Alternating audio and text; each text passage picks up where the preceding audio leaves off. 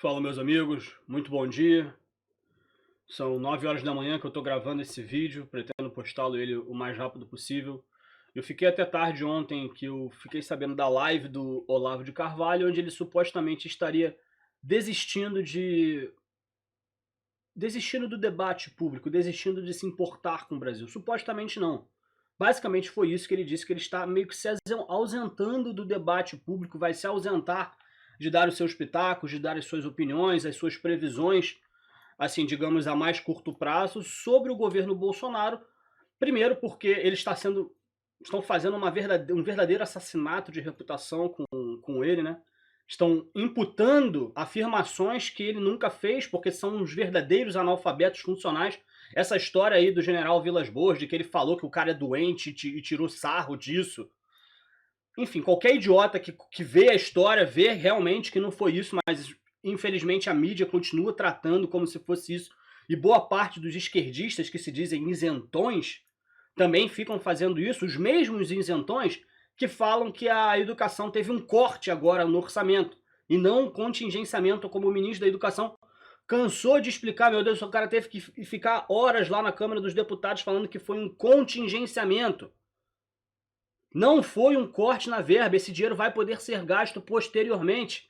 É apenas para segurar, a mesma coisa que você faz na sua casa, quando você acha que o dinheiro não vai dar, você dá uma segurada. Sabe aquela poupança que você está juntando? É justamente para isso. Mas não importa quantas vezes explique, não importa quantas vezes explique, a gente sempre vê os dois exemplos. Ou o cara é analfabeto funcional, ou o cara é canalha. Ele sabe que é um canalha, mas está fazendo isso de propósito. Porque sabe que dessa forma ele consegue manipular as massas. Eu tô fazendo esse vídeo aqui de óculos escuros completamente improvisado aqui na frente do computador, porque gravar os vídeos dá trabalho, cara. Eu tenho um quarto pequeno aqui, eu não tenho nenhuma estrutura para poder colocar microfone do alto, para poder colocar câmera. Eu tenho que ficar fazendo uma verdadeira adaptação aqui no meu quarto. É colocar cadeira em cima de cadeira, depois é pegar softbox por causa da iluminação, depois é arrastar computador, porque o USB fica longe da câmera, então eu tenho que ficar arrastando. Aí o meu cabo de rede aqui do computador tá com problema, e toda vez que eu arrasto o computador, a internet cai. Por que eu tô falando isso? Porque não tá dando mais vontade de falar sobre a situação brasileira. E foi quase que a gota d'água aí o Olavo de Carvalho falar que está se ausentando do debate público, a pessoa que basicamente abriu os meus olhos para isso tudo. E que eu tenho certeza de outras milhares de pessoas também. A gente vê aí o Bolsonaro completamente cercado de canalhas. Esses generais aí, esses militares que a gente sempre achou que salvaram a gente do comunismo, meu Deus do céu. Mas na verdade estão aí se aliando com eles, alguns poucos generais, né? A gente vê deputados aí do PSL que se diziam amigos do presidente, mas aí ficam falando, não, vão ter que me convencer de que essa reforma da Previdência é boa, senão eu não vou votar a favor. É desanimador, cara, é desanimador. Qual é a animação que eu tenho para pegar, colocar toda uma estrutura aqui, porra, pesquisar, estudar sobre o assunto? Qual é a animação, qual que é a empolgação que eu tenho para fazer isso? Não tenho. Eu tava olhando o Instagram, né, tava acordando, aí passando o tempo, aí fui ver os stories, aí um dos stories era da minha irmã tem 16 anos. Tava ela lá, contra o corte na educação. A minha irmã não mora comigo, eu não tenho nenhum poder sobre a educação dela, ela tem a opinião dela própria, mas eu já conversei algumas vezes com ela sobre esses assuntos e mesmo assim eu não consigo mudar a cabeça dela. Então o Olavo de Carvalho tem razão. É nesse debate político que a gente vai mudar alguma coisa? É colocando o Bolsonaro na presidência que a gente vai mudar alguma coisa? É aprovando a reforma da Previdência que a gente vai mudar alguma coisa? Não é.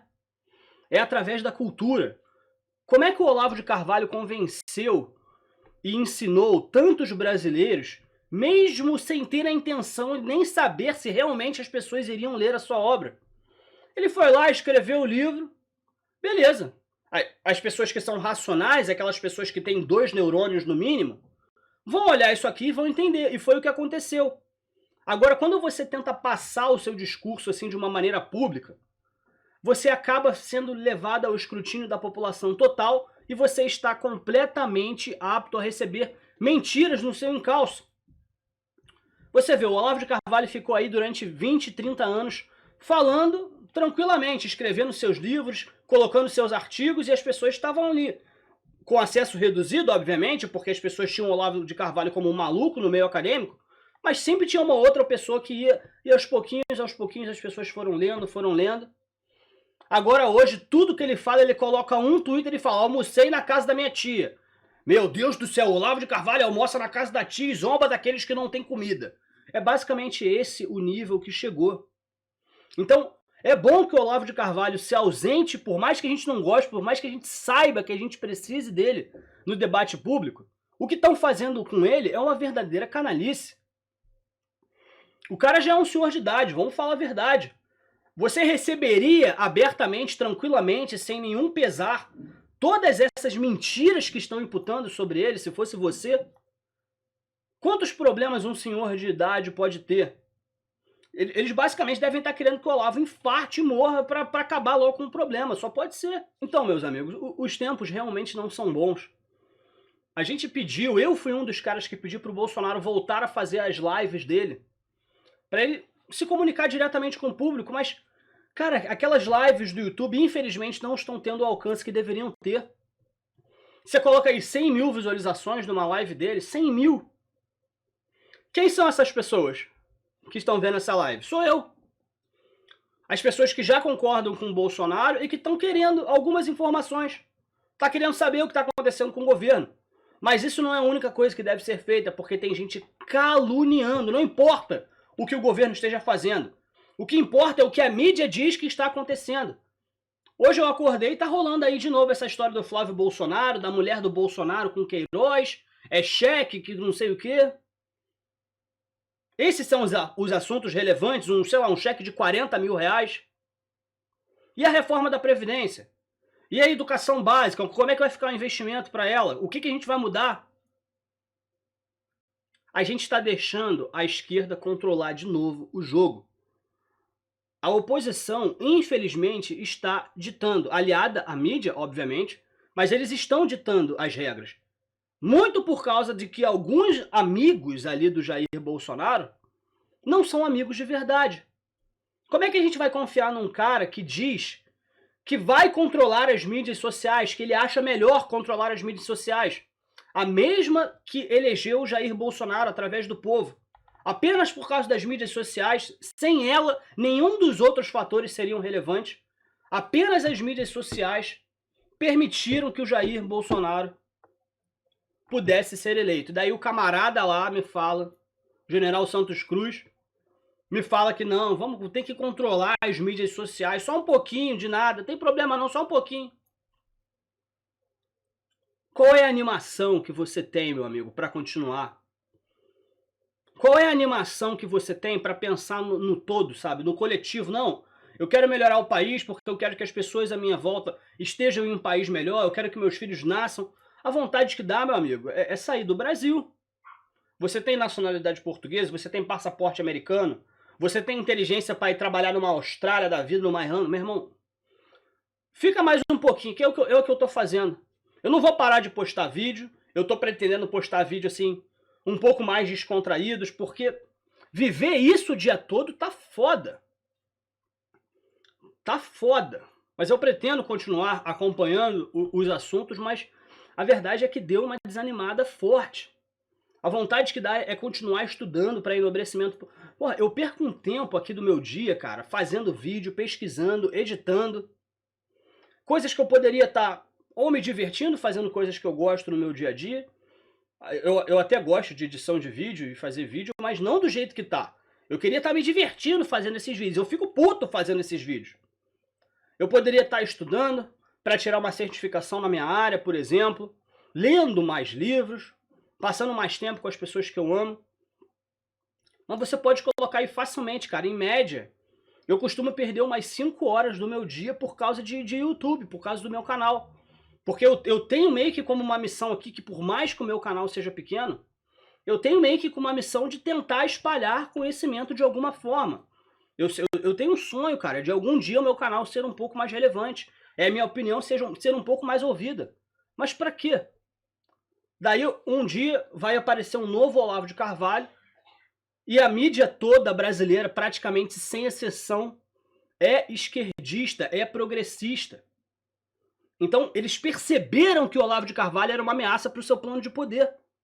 E daí o que eles fazem? Um assassinato de reputação. Quais são as chances que o Olavo de Carvalho tem? A gente não tem uma universidade de direita, a gente não tem uma imprensa de direita, a gente não tem uma militância organizada de direita. E não venha me falar em MBL, pelo amor de Deus. Não me venha falar, MBL não é de direita. Eles até podem ter uma certa militância organizada, mas de direita é que não é. Eu estou falando de conservadores. Pessoas que prezam, acima de tudo, pela liberdade de expressão, pelo livre mercado, pelos bons costumes. É desse tipo de gente que eu estou falando. Entendem? Então é isso, meus amigos. Não tem mais o que falar. Infelizmente, a gente colocou o Bolsonaro ali meio que na esperança das coisas melhorarem. Mas a verdade é que a gente depende de diversos outros fatores. Todo mundo sabe, praticamente, né, menos os idiotas, que a reforma da Previdência é uma necessidade. Mas aí tem gente lá no Congresso, tem aqueles que a gente sabe que são abertamente contra a reforma da Previdência, que são os esquerdistas safados, e tem aqueles do Centrão que ficam, não é bem assim, mas sabe que tem um problema fiscal, mas está embargando a reforma, está criando empecilho. Aí, em vez de estar discutindo a reforma da Previdência, está convocando o ministro da Educação para explicar um corte de 3,5%, um contingenciamento. O que esses babacas estão esperando para votar essa reforma da Previdência? E por que corre o risco de não passar? A bancada do PT são 50 deputados, aquela do PSB são mais 30. 80 só, a gente só precisa de 300 para conseguir passar a reforma. É um covil cheio de lobos. Pessoas que não estão nem aí para o futuro do país. Só pensam em seus interesses próprios. Qual é o ânimo que você tem para continuar, meu amigo? De onde você tira essa força? Se não fosse Deus, meu amigo, eu com certeza não estaria mais aqui, cara. Estaria fazendo outra coisa. Porque você sabe, tá vendo aqui meu canal. Meu canal não dá dinheiro. Meu canal, eu não vivo disso aqui. Você entende? Qual é a animação que você tem para continuar com isso tudo? Fala pra mim.